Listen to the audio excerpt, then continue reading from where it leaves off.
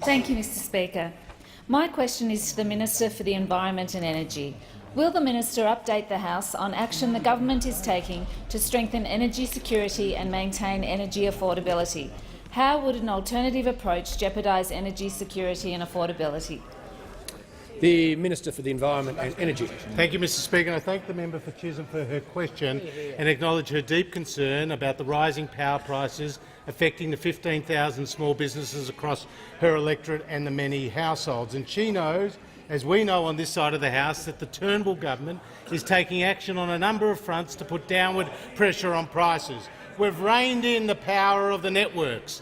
We have called in the retailers and won significant commitments from them to provide more information, better information, more comparable information to consumers.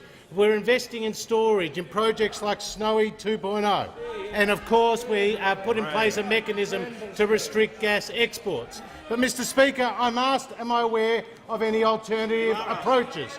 And we know that the Leader of the Opposition, in order to chase Green votes, is prepared to sell out blue-collar workers in manufacturing sectors by closing down Australia's coal-fired power stations, even though coal provides a stable, reliable, cheap source of power. Now, Mr Speaker, the Leader of the Opposition dons the high-vis vests and says as a doorstop that he supports coal-fired power stations and it has a future here in Australia.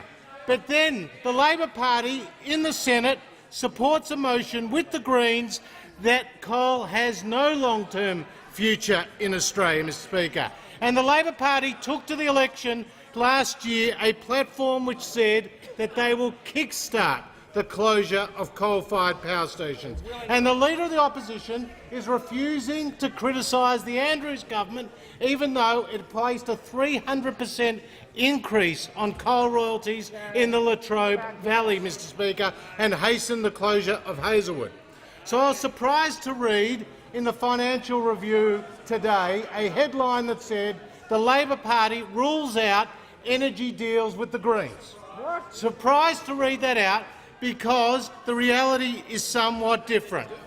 And just like Kevin Rudd told the Australian people before the election that he was a fiscal conservative, just like Julia Gillard told the Australian people there'd be no carbon tax under a government she led, the Leader of the Opposition says he supports coal-fired power stations.